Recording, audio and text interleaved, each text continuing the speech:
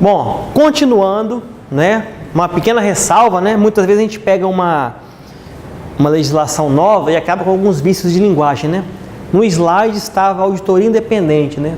Fiz a correção, na verdade, auditoria interna, né, que é uma das obrigações também da estatal, a instituição da auditoria interna. Diz o artigo 9º, a empresa pública e a sociedade de economia mista adotarão regras de estruturas e práticas de gestão de riscos e controle interno que abranjam auditoria interna, né? E conselho e comitê de auditoria estatutário. Essa auditoria interna, ela vai estar vinculada ao conselho de administração de modo direto ou por meio do comitê de auditoria estatutário. A sua responsabilidade vai ser aferir a adequação do controle interno, né, a efetividade do gerenciamento dos riscos e dos processos de governança. Então, tudo isso é atribuição da chamada auditoria interna, né, que estará respondendo diretamente, né, ao CA ou por meio do comitê de auditoria estatutário. Vai depender de cada regulamentação da estatal. Cada uma vai dispor de determinada maneira, né, acerca dessa sistemática. Diretoria, que é quem vai executar basicamente as políticas, né, as decisões das estatais, né?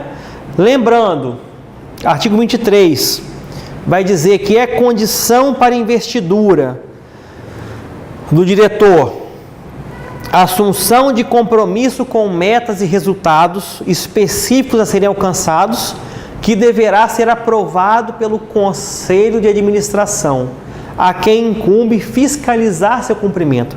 Então, veja bem, diretor, ao assumir o seu cargo, o seu encargo, ele vai ter que ter um compromisso com metas e resultados. De fato, a administração pública hoje, a estatal, não deixa de ser, né? Ela está muito focada em resultado, naquilo que ela vai trazer de benefício para a sociedade, para os acionistas e para o próprio poder público. Então tem que ter compromisso com metas e resultados específico. É uma obrigação da diretoria.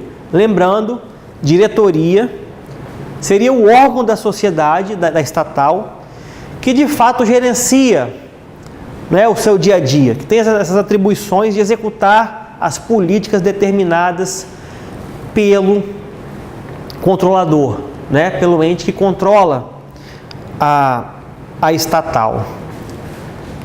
Dando continuidade, então, falamos aqui basicamente sobre diretoria. Tudo que eu falei sobre os requisitos para ser administrador da estatal, vale para a diretoria. Claro, o diretor é o administrador. Como eu já falei, a expressão administrador vai englobar tanto os conselheiros, né, lá do CA, como também os diretores da estatal, né? Esses são os administradores da companhia. Esses são os administradores das entidades estatais. O Conselho Fiscal, né, vai estar previsto no artigo 13, que vai dizer o seguinte, que é obrigatório: constituição e funcionamento do Conselho Fiscal, que exercerá suas atribuições de modo permanente.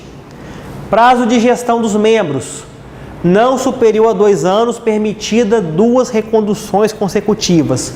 O Conselho Fiscal é o órgão que fiscaliza basicamente a estatal, né? É como se fosse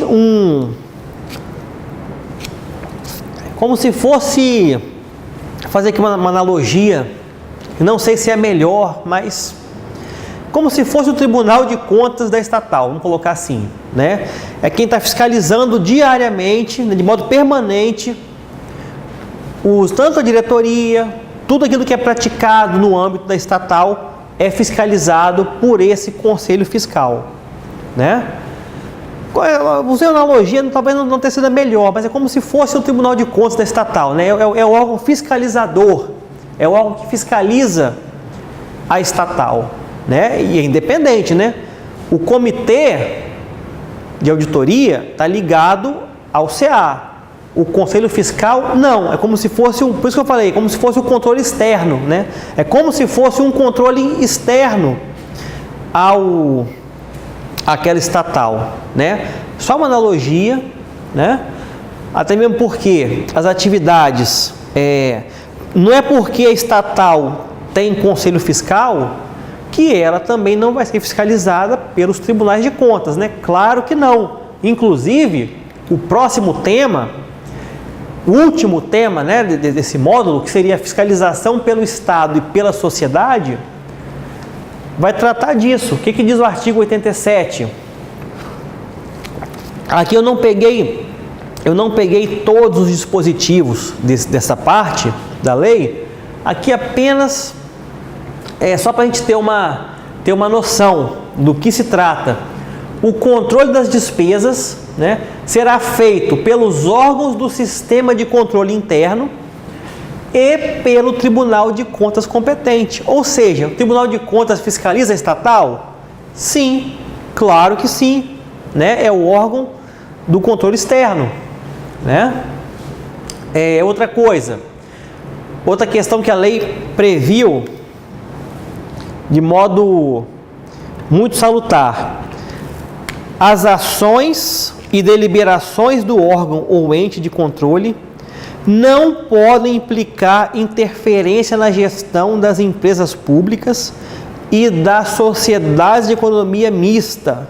Então, veja bem, órgão de controle é órgão de controle, é órgão que fiscaliza. Agora, o órgão de controle, ele não pode pautar a atuação da estatal. Ele não tem competência para isso, né? Quem decide os rumos da estatal é a própria estatal, é o ente controlador, né?